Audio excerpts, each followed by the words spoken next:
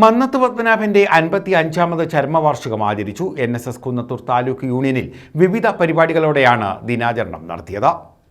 മന്നത്ത് പത്മനാഭന്റെ 55ാമത് ചരമവാർഷികം കുന്നത്തൂർ താലൂക്ക് യൂണിയനിൽ ആചരിച്ചു.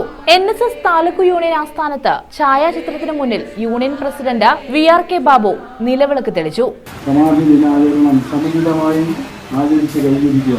രാവിലെ 6 മണിക്ക് തുടങ്ങിയ ഉപവാസം 11:45 വരെ ഈശ്വര പ്രാർത്ഥനയോടുകൂടി പുരാണ ഗ്രന്ഥ പാരായണങ്ങളോടുകൂടി പുരസ്സരം എല്ലാ സമുദായ സ്നേഹികളും ആചരിച്ച് കഴിഞ്ഞിരിക്കുക. ആ മഹാത്മാവിന്റെ പുണ്യാത്മാവിന് നിത്യശാന്തിക്കായി എല്ലാവരുടെയും പ്രാർത്ഥനയുണ്ടായി എന്നുള്ളത് പ്രത്യേകം.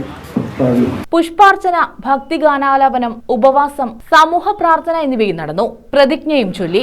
യൂണിയൻ കമ്മിറ്റി അംഗങ്ങൾ, പഞ്ചായത്ത് കമ്മിറ്റി അംഗങ്ങൾ, NSS പ്രതിനിധി സഭാ അംഗങ്ങൾ, വനിതാ യൂണിയൻ കമ്മിറ്റി അംഗങ്ങൾ, MSSS കോർഡിനേറ്റേഴ്സ്, വനിതാ സമാജ ഭാരവാഹികൾ തുടങ്ങിയവർ പങ്കെടുത്തു.